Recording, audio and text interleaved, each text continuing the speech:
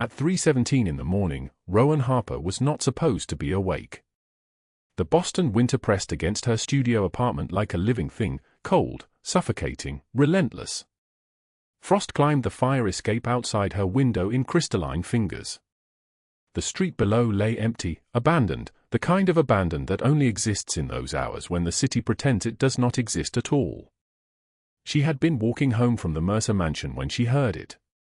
A gunshot. Then another. The sound cut through the frozen air like a blade wrapped in ice, sharp and terrible and impossible to ignore. Most people would have kept walking. Most people would have called the police from 3 blocks away and moved on with their lives. Rowan Harper stopped. The alley opened like a mouth between 2 brick buildings. She should not have gone in. Every instinct that had kept her alive through 28 years of relentless poverty screamed at her to walk faster, to disappear into the darkness, to pretend she had heard nothing. But something deeper than instinct pulled her forward. A man lay in the snow. He was tall, broad-shouldered, dressed in a charcoal suit that probably cost more than everything she owned, the suit, the shoes, the platinum watch catching the blue light from the street lamp above. Blood bloomed across his left shoulder like a flower opening in fast motion. His breathing came shallow, irregular, the breath of something dying. He was unconscious. His skin had taken on a waxy quality, the color of old paper. A bullet hole punched through Italian wool, clean and deliberate. She did not think. She simply moved. Rowan dropped to her knees in the snow, her nanny uniform soaking through instantly, the navy dress with its white collar that Catherine Mercer insisted she wear, as if poverty could be hidden beneath pressed cotton. His suit jacket was warm still, sticky with blood that smelled like copper and iron and something else, something that made her stomach turn. She grabbed his wrists. Dead weight. He was so heavy, dense with muscle, and she was so small. 118 pounds of bone and exhaustion. She pulled anyway. It took everything she had to drag him from the alley. Her hand shook so badly she could barely grip him. The snow clung to his expensive suit. The blood left a trail behind them like a map of violation. Her apartment was only 6 buildings away. The stairs up to her 3rd-floor studio felt like climbing a mountain. She hauled him up 2 steps, then 3, breathing hard, her legs burning. His head lolled back. Blood dripped onto the worn carpet. When she got him through her door, she locked it behind them. Her entire apartment was barely larger than the Mercer family's walk-in closet, a converted studio with a hot plate for a kitchen, a single window, a bed that folded into the wall. The radiator clanked and hissed. Her life was contained in 300 square feet. And now there was a bleeding man on her floor. Rowan grabbed the first aid kit from under her sink, the one Catherine Mercer had insisted she carry in her nanny bag, back when Micah had a scraped knee and Catherine had glared at her as if Rowan had personally done the scraping. She had never used it before. She had learned CPR at the Red Cross Center downtown, a class Catherine had paid for and then deducted from her wages, explaining in her cold voice that Rowan should be grateful to receive such an opportunity. She did not call 911. She did not know why. The man's eyes fluttered open for half a second. Dark eyes, unfocused, seeing nothing. Seeing through her. Then they closed again. Rowan pressed towels against his shoulder. The blood came through immediately, so much blood, so much that she thought for a moment that there was no bottom to it, that he was simply bleeding out the entirety of whatever was inside him. She pressed harder. Her hand shook. The copper smell filled the small room, thick and overwhelming. The $200 she had earned that week sat on her counter in wrinkled bills, all that remained of her paycheck after Catherine had deducted $50 for unauthorized breaks and $35 for emotional labor. $200 between now and payday. $200 to cover food, the electric bill that was already 6 weeks late, the notice from her landlord that had appeared under her door yesterday, the one with the word eviction written in red ink. She thought about that money as she pressed towels against a stranger's gunshot wound. The man's breathing steadied slightly. Shallow, but steadier. The bleeding slowed, stopped. She wrapped bandages around his shoulder with trembling fingers, remembering the training from 2 years ago, remembering the video Catherine had made her watch, remembering everything except why she was doing this. Outside, the stars hung sharp as diamonds. The wind screamed through the fire escape. And 6 blocks away, in a penthouse that overlooked the entire city, 3 men stood in absolute silence, staring at the phone on the desk. Dante Corsetti's phone. The man who built an empire in the shadows, who ran every operation from the docks to downtown, who had not shown weakness in 17 years. The phone had not rung. It had not rung in 4 hours. And that meant something had gone catastrophically wrong. Marco was the first to speak. He was 43, muscular, his tailored suit perfectly pressed, a scar running from his right eye to his jawline, a permanent reminder of a debt that had been collected in blood 15 years ago. "We send out cars," he said. His voice was flat, controlled, but his hands clenched. Gino shook his head. Younger, maybe 35, with olive skin and dark hair slicked back, gold rings on 3 fingers. "If we send out cars, if anyone knows the boss is missing, the vultures will move before we can blink. The Russians. The Colombians. Everyone with a score to settle. Then what do we do?" Marco's voice rose. "Wait. Sit here." The office was silent except for the sound of Boston traffic 17 stories below. Marco moved to the window. Looked out at the frozen city. Somewhere in that sprawl of lights and darkness, Dante Corsetti was bleeding. He did not know that Dante was exactly 3 miles away, lying on a stranger's floor in a studio apartment with threadbare curtains and a radiator that clanked like a dying animal. He did not know that the woman wrapping his shoulder had not slept properly in 2 years. He did not know that in 6 hours, when the sun began to rise over Boston, everything was going to change in ways none of them could predict. All he knew was that Dante was gone. And that meant war. The studio apartment was so small that the couch where Dante Corsetti lay took up nearly the entire living room. Sunlight filtered through threadbare curtains, casting bars of shadow across his face. His eyes opened slowly, not the sharp, alert opening of a man accustomed to danger, but the confused, fragmented opening of someone surfacing from deep water. For 3 full seconds, he did not know where he was. For 4 seconds, he did not remember why his shoulder felt like it had been cleaved open with fire. By the 5th second, his hand had moved beneath the blanket covering him, reaching for the gun that was not there. Dante's eyes snapped fully open. His breathing became controlled, deliberate, the breathing of a predator assessing a trap. He was lying on a couch that sagged in the middle, its upholstery worn to threads in places. Above him, water stains mapped the ceiling like a constellation of failures. The radiator in the corner clanked and hissed like a dying animal struggling through its final breaths. He could hear the muted sounds of Boston traffic beyond the single window, horns, engines, the distant wail of a siren 3 blocks away. Dante tried to sit up. His shoulder screamed in protest, a white-hot blade of pain that sent him back against the cushions, his jaw clenched so hard his teeth felt like they might crack. The bandaging was professional, not hospital professional, but careful. Clean gauze, wrapped tightly, changed recently. Antibiotics. Someone had been tending to him. The apartment door opened. Rowan Harper stepped through, and in that moment, Dante Corsetti, who had looked into the eyes of men begging for their lives, who had made decisions that ended careers and families, who had not felt genuine surprise in 17 years, saw something that momentarily froze every calculation in his mind. She was carrying a small ceramic bowl of soup. Her nanny uniform was wrinkled, the dark fabric hanging on a frame that was too thin, too tired. Dark circles beneath her eyes had their own dark circles.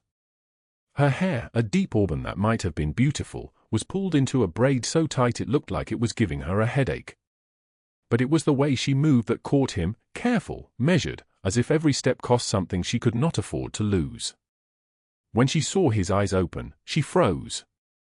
The bowl trembled slightly in her hands. "You are awake," she said. Her voice was barely above a whisper, trembling like a candle in the wind. "I was not sure you would wake up at all." Dante did not respond.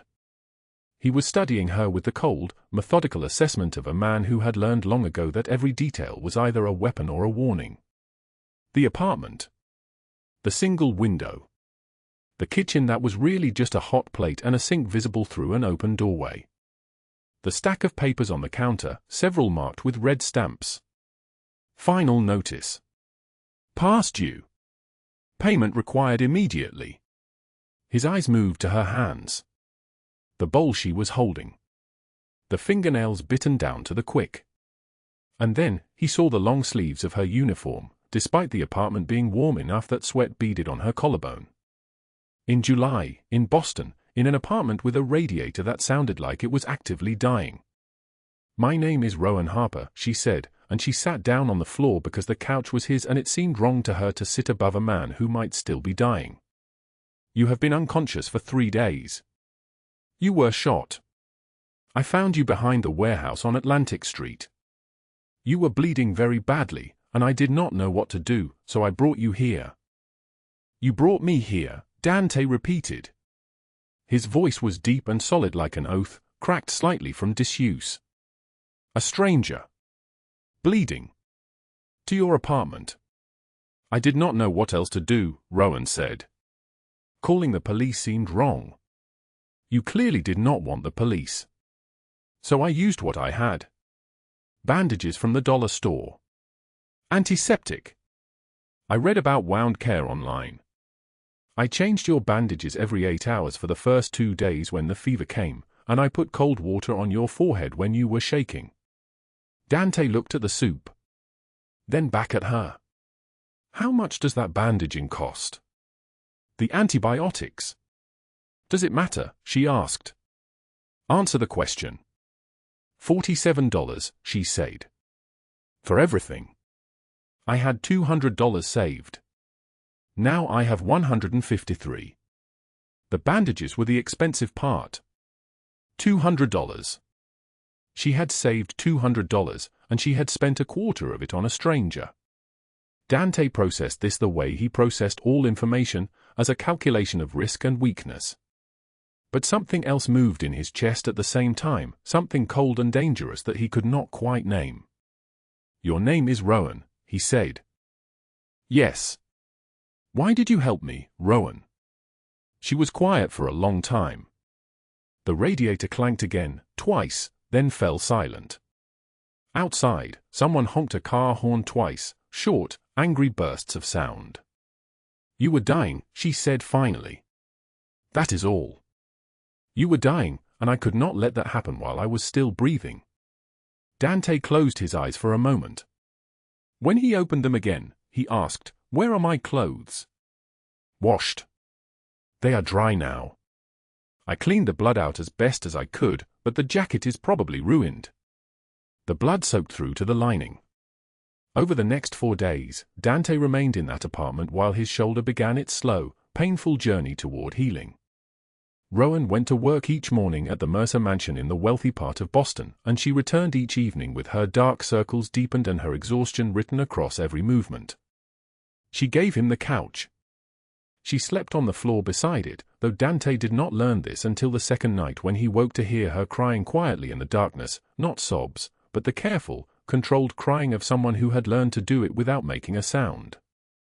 "Why are you crying?" he asked. She went very still. "I am not," she said. "You are. It is just that my knees hurt from the floor, and my back, and I am tired. That is all. Go back to sleep." On the third evening, as Rowan sat on the floor beside him spooning tomato soup into her mouth because she had not eaten since morning, Dante asked her about the small things he had observed. The careful way she flinched when reaching for items on high shelves. The way she held her left wrist sometimes, as if it ached. The bruises on her upper arms that were just beginning to fade to yellow and green. "What happened to you?" he asked. "Nothing," she said. "I am clumsy." Dante said nothing. Broken things recognize each other, and he had broken himself long ago. On the 4th day, as she prepared to leave for work, he asked her about the life she was living. She told him about Micah Mercer, age 6, with blonde curls and a lisp and a way of drawing pictures in colored pencil that made her heart stop every time he showed her his work. She told him about being the nanny in a house where the mother, Catherine Mercer, treated her like furniture that could be insulted. "I love Micah," she said simply. "I do not love that house. But I love him. He is the only good part of my day." Something in Dante's expression changed at the name Micah, a subtle tightening around his eyes, a slight compression of his jaw. But he did not explain it, and Rowan did not ask. On the morning of the 5th day, as Rowan was getting ready for work, Dante found the torn college acceptance letter in her trash can. He had not been looking for it. He had been looking for something to read because lying on the couch with nothing but his thoughts had begun to feel like drowning. But the letter was there, ripped precisely in half as if the decision to destroy it had been made with care and intention. He pieced it together carefully. Boston University. Master's degree program in early childhood education. Acceptance contingent on a deposit of $85,000 within 7 days. The date on the letter was 2 weeks old. When Rowan returned from the bathroom already dressed in her nanny uniform, Dante was holding the 2 halves of the letter. She went absolutely white. "That is not, I did not," she stopped. Took a breath. "That is private." "Dreams are expensive," Dante said. It was not a question. "Yes," she said. Her voice had become very small. "Dreams are expensive. I have $153. Dreams require $85,000. Mathematics is not kind." Dante looked at her for a long moment. Then he said, "Get ready for work. Go to the Mercer house. Do your job. Come back when you are done." She left without understanding why he had asked. She did not understand that in the moment she closed the apartment door, Dante had already decided something. Not consciously. Not in the way that decisions were usually made.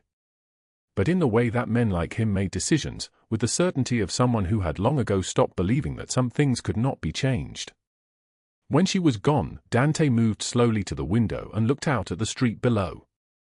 Then he reached for the burner phone he always kept on him, the phone that only 2 people in the world had the number to. Marco answered on the 2nd ring. "Boss. Thank God. We have been going insane. Where are you? We can send a team to extract." "No," Dante said. His voice was low, measured. "I am alive. I am safe. Do not come. Do not send anyone. I will explain later. For now, I need you to do something for me. I need a full background on Catherine Mercer. Everyone in that house. I need to know everything. Finances. Relationships. Leverage points. Secrets. Everything." There was a pause. "Dante, what is going on?" "You will understand soon," Dante said. "But Marco, this needs to happen quietly. No attention. No one can know that we are investigating the Mercer family. No one." He hung up before Marco could ask more questions. Then he sat back down on the couch, his shoulder throbbing, and waited for Rowan to come home. He did not know yet that everything was about to change. He did not know that Catherine Mercer's cruelty had a very specific expiration date. He did not know that the woman sleeping on the floor beside him had just become the most important person in his empire. But somewhere in the calculating, frozen part of his chest, something was beginning to thaw. And for a man like Dante Corsetti, that was the most dangerous thing of all. The underground poker room beneath the Boston strip club smelled like cigars burning down to ash and money that had changed hands 1,000 times. Yellow lights hung low over the green felt tables, casting shadows that made everything look diseased. Stacks of chips rose like small fortunes, and in the corner, a man counted out $50,000 in cash with the casual indifference of someone paying for groceries. Armed guards stood at every door, their eyes tracking movement with the precision of wolves. Dante Corsetti sat at the center table, his tailored charcoal suit immaculate despite the heat of the room, a gold Rolex catching the light as he reached for his cards. His face was a mask of stone. The scar running from his left eye to his cheekbone had faded to white over the years, but it still commanded attention. His dark eyes moved across the table, reading every man there like pages in a book written in blood and betrayal. He folded a winning hand. Marco, standing 3 paces behind his boss, felt the moment shift. In 15 years of working for Dante Corsetti, he had never seen him fold a winning hand. Marco exchanged a look with Gino across the room, the kind of look that said something had cracked in the foundation. Gino's hand went instinctively toward the gun at his hip, searching for a threat that was not visible. The game continued without pause. Dante's opponents did not notice anything wrong. They were too busy losing money to notice that the man across from them was somewhere else entirely. 3 miles away, in the Mercer mansion on Beacon Hill, Rowan Harper scrubbed the breakfast dishes with her hand submerged in water so hot it turned her skin red.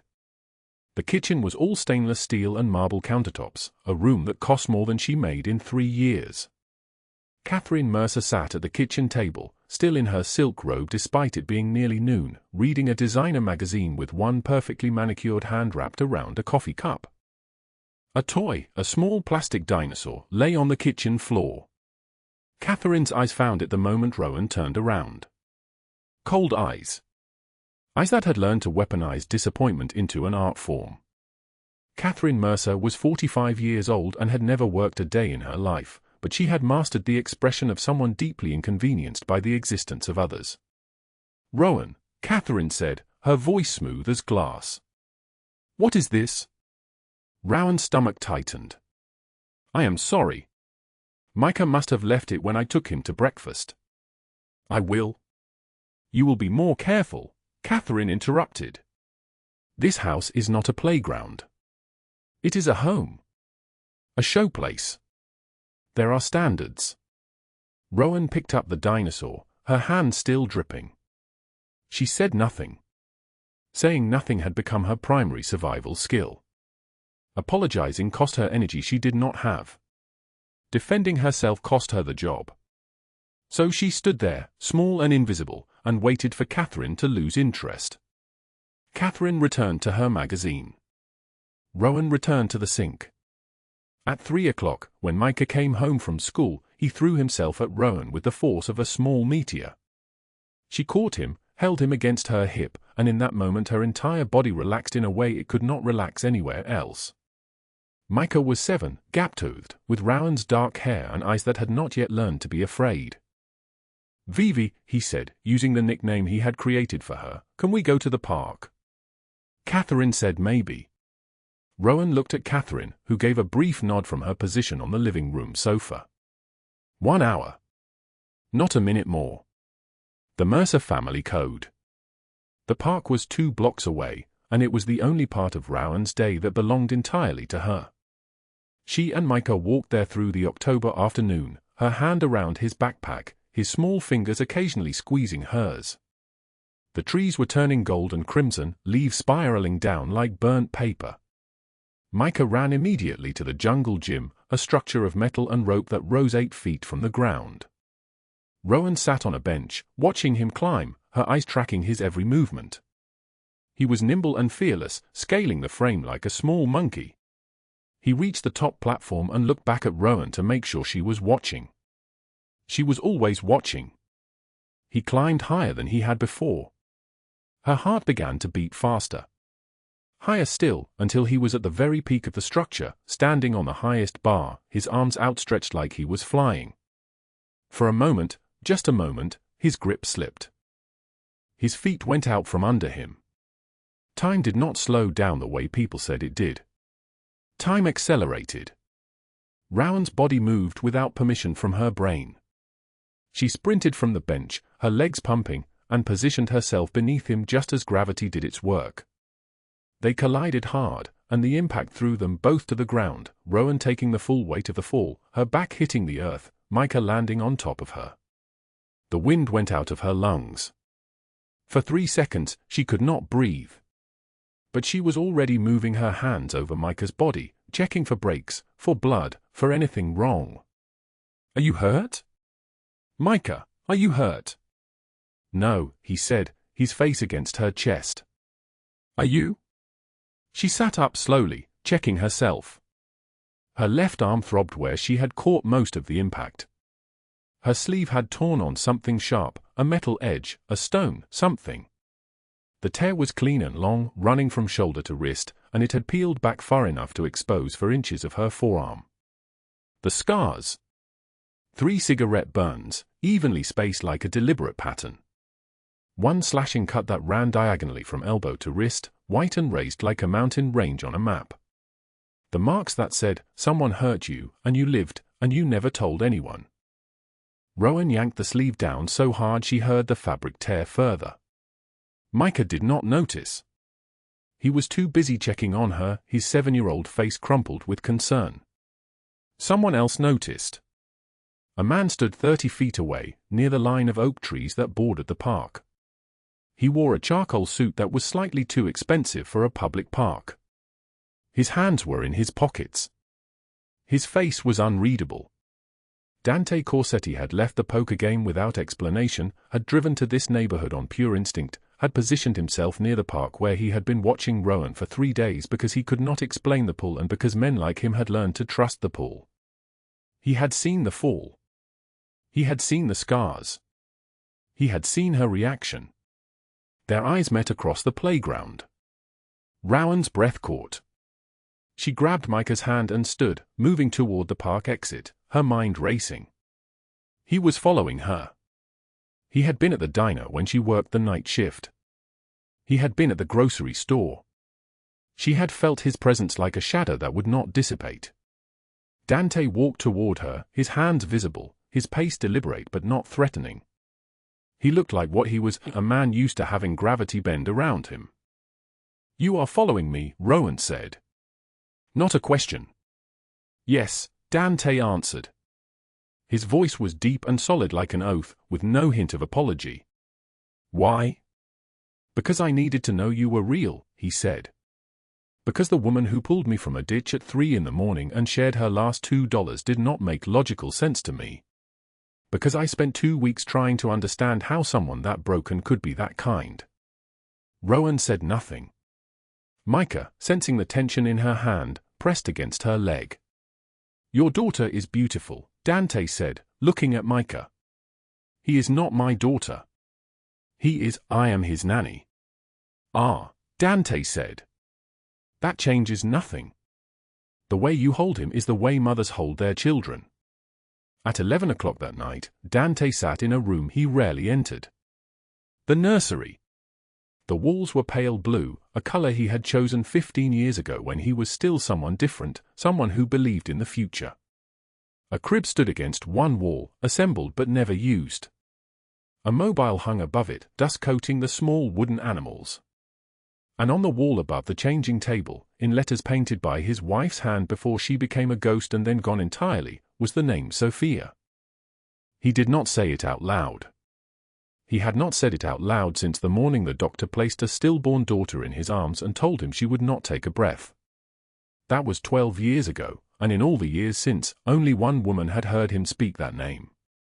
Footsteps on the stairs. Heavy, familiar. Marco appeared in the doorway, took in the scene, his boss sitting in a rocking chair in a dead child's room, and for the first time since knowing him, Marco was afraid. "Boss," Marco said carefully. "What is going on?" Dante did not answer. He looked out the window at the Boston skyline, at the city he had built his empire upon, and something cold and dangerous stirred in his chest, the kind of feeling that had sent men to federal prison, that had ended careers and lives and families. "I need you to find everything," Dante said quietly. "Bank records. Hidden accounts. Secrets. Everything that Derek Collins and Catherine Mercer have ever tried to hide. And Marco, I need it to hurt." Marco stood very still. He had worked for Dante for 15 years. He had seen what happened to people who earned his attention in this way. He had never seen mercy afterward. "Yes, boss," Marco said. Outside, the October wind howled through the Boston streets like something with teeth. Tomorrow, Dante would return to the park. Tomorrow, he would sit beside Rowan Harper on a bench and tell her about the scars on her arm, and she would tell him about the hands that put them there, and everything would change. But tonight, he sat in Sophia's room and made a decision. Some people saved you with heroism.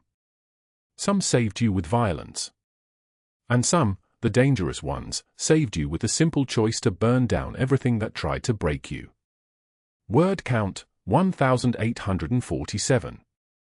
The bridge stretches across the Charles River like a spine connecting two halves of a broken world. Winter has turned the water black, the surface so dark it swallows light instead of reflecting it. Rowan stands at the railing with her bare hands pressed against frosted metal, and the cold bites down so hard it feels like teeth. Her breath comes in clouds. She is not dressed warmly enough, only the cardigan she owned before Catherine Mercer, the one with a missing button and a coffee stain from 3 years ago. The suitcase sits at her feet, containing everything she owns, 6 shirts, 2 pairs of pants, undergarments rolled tight to save space, and beneath the clothes, folded small as a prayer, the acceptance letter to Boston University. Full scholarship. Spring semester. A future that no longer exists.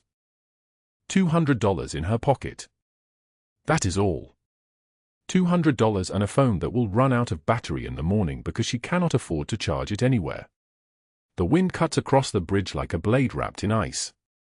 Stars hang above the city, sharp as diamonds, and they feel cruel in their beauty. How can the world be this beautiful when she is about to disappear from it? How can the sky hold so many stars and none of them shine down to save her? She leans forward slightly. The water is so far down. So dark. So final. Her phone buzzes. Rowan pulls it from her pocket with trembling fingers. A text message from Dante, "Where are you?" 3 words. Someone asking where she is. Someone noticing she is gone. She stares at the screen until the words blur. It is not enough to fix anything. It will not bring her job back. It will not erase Catherine's humiliation or Derek's threats or 8 years of fighting a battle she can never win. But it is enough. One person asking. One person who wondered where she went when she disappeared from his world.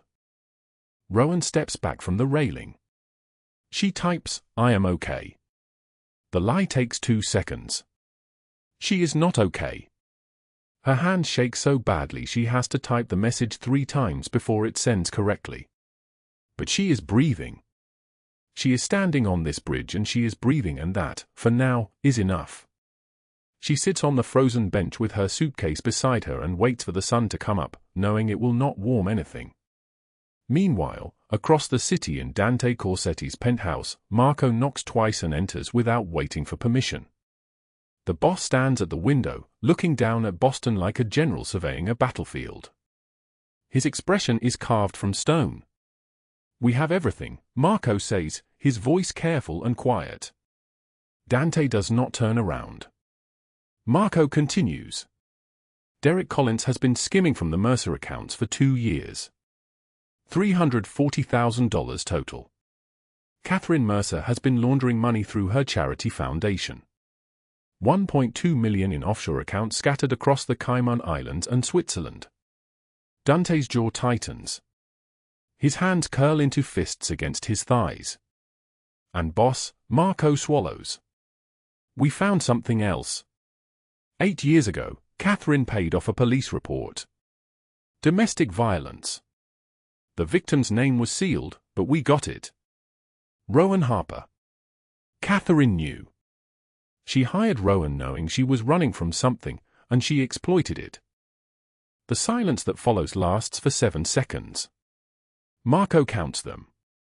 1, 2, 3, 4, 5, 6, 7. When Dante finally speaks, his voice sounds like it has been dragged through gravel. "Find me Derek Collins. I am going to call the Salvatores. They have reasons of their own to want him." "And Catherine?" Marco asks. "Catherine is going to learn that mercy is not a currency that never expires." Dante makes 2 phone calls. The first is to Carmine Salvatore, a rival with his own code and his own debts. The conversation lasts 90 seconds. No names are mentioned. No threats are spoken aloud. When Dante hangs up, Derek Collins's fate is already sealed. The second call goes to Gino. 12 words, I need 12 men in black. I need them now. Park at the Mercer Hotel kitchen in trance. At exactly 1 in the morning, Derek Collins is closing the restaurant kitchen. He is alone, the last of the staff having left an hour ago. He hums as he wipes down the stainless steel counters, unaware that every moment of his remaining freedom is being counted down like a timer on a bomb. Footsteps behind him. Measured. Unhurried. Derek turns. His humming stops. 6 men in black suits stand in the kitchen doorway. Their faces are impassive. Their eyes are the eyes of men who do not need to threaten because their presence is threat enough. Derek backs up. Who are you? What do you want? The lead man does not speak. He simply pulls out a photograph and holds it up so Derek can see it clearly. Rowan's left arm, bruised in the shape of fingerprints. His fingerprints. The night he grabbed her, the night he told her no one would believe her, the night he promised no one would care. Derek goes pale. This is a mistake. I did not. 2 men move like water. They grip his arms and lift him as if he weighs nothing. Derek screams. His voice bounces off the kitchen tiles, echoing off steel and glass and tile, a sound so desperate it sounds like it belongs to an animal, not a man. They drag him through the kitchen. Past the ovens. Past the walk-in freezer. Out the back door into the parking lot where a black van idles with its engine running. Derek is thrown inside. The door slams. The sound of his screaming cuts off like someone has pulled a plug. The van drives away into the Boston night. Derek Collins is never seen again. The Salvatores have him now, and Dante does not ask what they do with him. He does not want to know. He does not care. Some men are not worth the courtesy of curiosity. 3 days pass. Catherine Mercer sits at her favorite table at the Somerset Club, the one overlooking Beacon Hill. She wears Chanel, pearl earrings, a diamond bracelet that cost more than Rowan's entire year of savings. Around her sit 6 other women, all silk and manicured nails and gossip that draws blood without ever raising a voice. They are discussing the missing maid, the scandal of it, how one can never trust these people, how fortunate it is that the girl is gone because who knows what she might have stolen next time. Catherine smiles and sips her champagne and tells them about the new scholarship program she is launching in her name. How generous of her. How magnanimous. The women congratulate her. Their praise tastes like honey. The front doors of the Somerset Club open. Federal agents walk in. Their badges catch the light. The room goes silent. Silence spreads like a virus, jumping from table to table, killing conversation and laughter and the sound of clinking glasses. Catherine Mercer, the lead agent, says, his voice steady and official, "You are under arrest for money laundering, tax evasion, and fraud." Catherine stands up so quickly her chair scrapes backward with a sound like a scream. This is absurd. I want my lawyer. The agent reads her rights. 2 other agents move toward her. Handcuffs click open. You cannot do this, Catherine hisses. Do you know who I am? The handcuffs snap around her wrists. She is dragged from the Somerset Club past women she has lunched with for 15 years, past men whose foundation she has funded, past waitstaff who have watched her humiliate and mock and degrade for years and who are now, openly, without shame, smiling. Outside, news cameras wait. Someone tipped them off. The cameras flash. Catherine's face, twisted with rage and panic, is broadcast across every Boston news station by evening. She is shoved into a federal car. Still screaming. Still fighting. Still believing that her name, her money, her social standing will somehow protect her from consequences. It will not. The charges are federal. 40 years minimum. Her accounts are frozen. Her reputation is shattered like glass. Micah is removed from her custody and placed with his grandmother in Vermont, a woman who remembers what Catherine was like before wealth taught her cruelty. The Mercer Empire collapses in a single afternoon. That night, Dante watches the news footage from his penthouse. Marco and Gino stand beside him, their expressions unreadable. The image on the screen shows Catherine being dragged from the country club, her scream silent now but visible in the shape of her open mouth, the wild desperation in her eyes. Gino asks quietly, "Boss, was this necessary?" Dante does not look away from the screen. Yes. Justice is not death. Death is too quick, too easy, too merciful. This, ruin, exposure, the slow crawl of federal prison, the loss of everything she built her identity upon, this is justice. Marco turns toward him. And the girl? Does she know what you did? No, Dante says.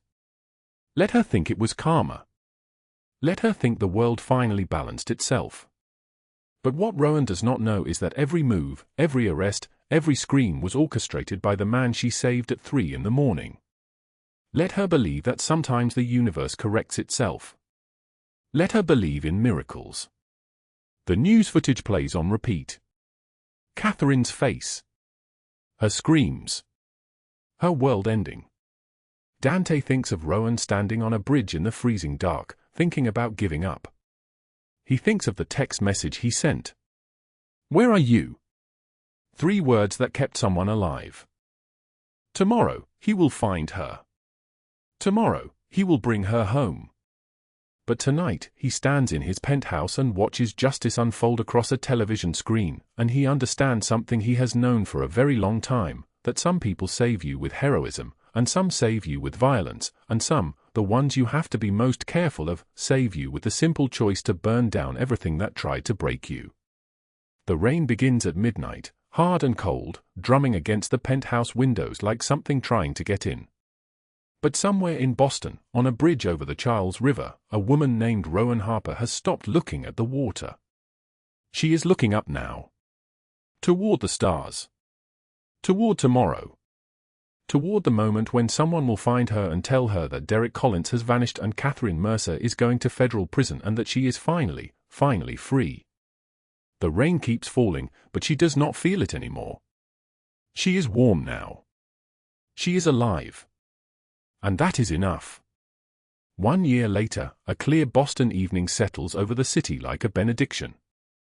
Rowan Harper stands at the penthouse window, her reflection ghosting across the floor-to-ceiling glass, and she barely recognizes the woman looking back at her.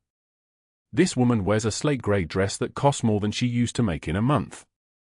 Her hair, once always pulled back to hide her face, falls loose past her shoulders. Her arms, scarred in directions that mapped old pain, are bare now, no sleeves pulled down, no shame folded into her posture. She has healed in ways that are visible to anyone watching. 11 months without seeing him. 11 months of rebuilding herself from the wreckage. She completed her master's degree in early childhood education. The $85,000 tuition arrived as a cashier's check the day after Catherine Mercer was dragged screaming into a federal holding cell. No name, no return address, only a note in typeface, for Micah. For all of them. Rowan has spent 330 days trying not to know who sent it. Trying not to think about why. The non-profit she built, the House of Hope, occupies an entire floor of a renovated warehouse in Dorchester. 23 children, ages 3 to 5, most from homes like the one she escaped. She teaches them colors, counting, the sound of their own voices singing. She teaches them that they're worth something. She mentors women leaving abusive situations, helps them find housing and jobs and the terrifying, necessary belief that they deserve to survive. Her own apartment has windows. Plants that are still alive. Books on shelves. A photograph of Micah on her nightstand, taken 6 months ago when she drove to Vermont to see him. His grandmother, a woman named Helen with soft eyes and strong hands, had let her hold him for 3 hours. He called her Rowan now, not Miss Rowan. Progress. Healing. The kind of small miracles that don't make the news but change everything. The fundraising event continues behind her. 200 people dressed in clothes worth more than her old annual salary, drinking wine at $40 a glass, nodding seriously when she talks about early childhood development and trauma-informed care. They write checks. They take photographs. They feel good about themselves. She stepped away from the crowd 5 minutes ago because the noise was becoming a blade, cutting through her carefully maintained composure. So she came here. To the windows. To the view of the city that once felt like a cage and now feels like a promise. The footsteps are deliberate, measured, unhurried. She knows the sound of him before he speaks. Muscle memory of the heart. Her entire body goes still.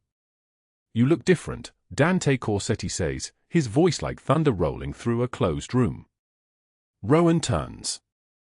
Dante stands in the entrance to the balcony, hands relaxed at his sides, wearing a black suit that probably costs what her non-profit spends on supplies in a year. He has aged slightly, silver threading through his dark hair, lines around his eyes that weren't there before, but the danger has only deepened. This man has orchestrated the destruction of 2 people and walked away with the composure of someone selecting wine at dinner. "What are you doing here?" she asks. Her voice sounds steady. This shocks her. "This is my penthouse," he says. "I donated it for your event." Understanding crashes into her. She has been standing in his space all evening, raising money for her non-profit in a room he owns, probably worth more than the entire non-profit's annual operating budget. Her face floods with heat. Why?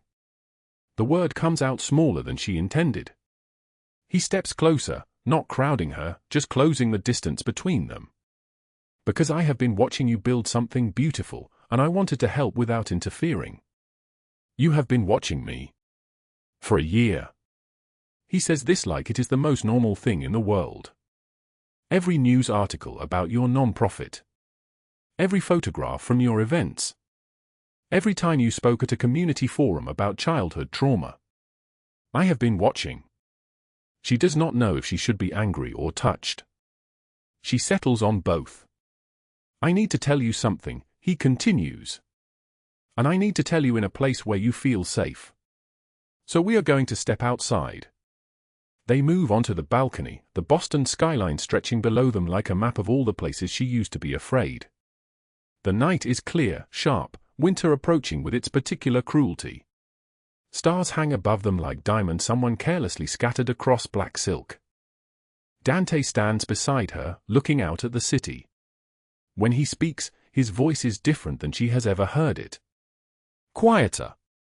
Less controlled. More honest. "You saved my life," he says. "Not just that night when you found me bleeding in the alley at 3 in the morning. Every day after that. You reminded me what it means to see someone as human instead of as a tool or a threat or a transaction. I have spent 12 years building an empire on fear, and in 3 weeks you dismantled every wall I constructed. You did it by being kind when you had no reason to be. By being strong when you had every reason to break completely. By seeing me, not the boss, not the monster, not the man running an empire. Just me." Rowan's eyes are wet now. She does not remember starting to cry. "I am the reason Derek Collins disappeared," Dante continues. His voice does not change. He delivers this like a fact. "I am the reason Catherine Mercer is serving a 40-year federal sentence in a prison in upstate New York. I am the reason your tuition was paid. I am the reason Micah is safe with his grandmother instead of rotating through foster homes that would have broken him further. I do not apologize for any of it, because you deserved justice and the world was not going to give it to you. So I did." She stares at him. The city glitters behind him. Somewhere in that city, 2 people are living the consequences of this man's choices. One of them tortured her for years. One of them was about to destroy her child. "You destroyed them," she says quietly. "For me." Without hesitation. She should be horrified. She should feel something bordering on revulsion. She should walk away from this man and never look back. Instead, she steps closer. Her hand reaches up. Her fingers touch his face, and she feels him breathing, feels the slight stubble at his jaw, feels the vulnerability that he shows to almost no one in the world. "Why?" she whispers. "Because some people save you not with heroism but with the simple choice to see you as human. You did that for me when I was nothing but a dying man in the dark. I did that for you, and you don't owe me gratitude and you don't owe me anything. You can walk away from this moment and never see me again, and I will accept that choice because you deserve to make it freely." "I do not want to walk away," Rowan says. "Redemption is a choice made twice," she continues, her words the echo of something she has read 1,000 times in the past year. "Once by each person willing to reach across the wreckage." Dante covers her hand with his. "Then let us choose." They kiss, slow and certain, two broken people finding each other in the dark and deciding to build something in the light. 3 months later, the house is quiet in the way that only belongs to Sunday morning. Rowan and Dante lie in bed, the penthouse still wrapped in winter darkness, the city not yet awake. She wakes first, watching him sleep. He looks younger like this, less dangerous, less burdened. They are building something. Not perfect. Dante still runs an empire she does not fully understand and has learned not to ask too many questions about. She still works 60-hour weeks at her non-profit. They argue about small things, his schedule, her exhaustion, the weight of secrets he carries, but they choose each other through it, which is enough. Last week, Dante finally entered the nursery he had kept sealed for 12 years. The walls were painted pale yellow. A crib stood against one wall, never used. A dresser held clothes in infant sizes, with tags still attached. Sophia. The daughter he never met. The wife he lost years before Rowan was even born. He and Rowan packed it all into boxes. They donated everything to the House of Hope. Now families who would have never had cribs or clothes now have them, because a man who loved someone deeply enough to grieve her for a decade finally decided to let her go. He cried that day, for the first time that Rowan had witnessed. Marco and Gino, waiting in the penthouse, saw him emerge from the nursery with his eyes red and something broken and rebuilt in his chest. Marco did not ask questions. Some things you understand without words. Rowan visits Micah every other week. The boy is thriving in Vermont with his grandmother. He is 4 years old now, and he remembers her, and he says her name. She drives through the New England winter with Dante beside her, and they sit in the car while she goes inside and spends 3 hours loving a child she will never officially call her own but who belongs to her nonetheless. Tonight, Rowan and Dante sit at the green felt table in the underground poker room, the one where money changes hands in increments that would bankrupt most families. She sits beside him, wearing a dress he bought her but carrying her own money in her pocket, folded small in a wallet that is no longer empty. The men who used to terrify her, who would have dismissed her as nothing, now nod when she enters. They have learned what happens to people who disrespect her. More importantly, they have learned that their boss loves her, and that changes everything about how she is treated. Marco watches them from across the room. He says to Gino, "In 15 years, I have never seen him like this. Not once." He smiles. He laughs. He looks at her like she is the only person breathing in the room. "Redemption," Gino says quietly. "No," Marco corrects. "Love. The kind that rewrites everything." The rain comes that night, hard and cold, drumming against the windows like something trying to get inside. But in a penthouse high above the city, 2 people stand on a balcony, her head resting on his shoulder, his arm around her waist, and they are warm. The stars are sharp as diamonds above them. "A year ago I was standing on a bridge," Rowan says, "wondering if anyone would notice if I disappeared." Dante tightens his hold. "I would have noticed. I would have torn the city apart looking for you." "I know," she says. "That is why I am still here." And in that moment, the city below them glitters with 1,000 lights, and the rain keeps falling, and somewhere in federal prison a woman named Catherine Mercer marks another day of her 40-year sentence, and somewhere in another state a man named Derek Collins has ceased to exist, and somewhere a child named Micah is sleeping safely, and somewhere a woman named Rowan Harper stands with the most dangerous man in Boston and understands, finally, that redemption is not about erasing the past. It is about building a future worth fighting for. After the rain, the sky clears. And sometimes miracles come from the most unexpected places. Rowan Harper saved a dying stranger at 3 in the morning and discovered that salvation is never one-sided.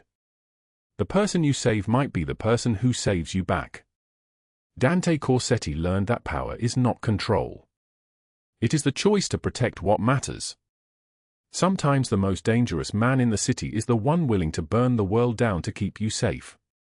And sometimes the broken woman with nothing left to lose is strong enough to teach him what it means to be human again. If this story moved your heart, drop a like right now. Subscribe to this channel because tomorrow we bring you another story of second chances and unexpected redemption. Share this video with someone who needs to remember that no matter how dark the night gets, there are still people willing to pull you into the light. Comment below, what would you do if you saved a stranger's life and discovered they were someone powerful? Would you walk away or walk toward them? We read every single comment, and your words matter to us. After the rain, the sky clears. See you in the next story.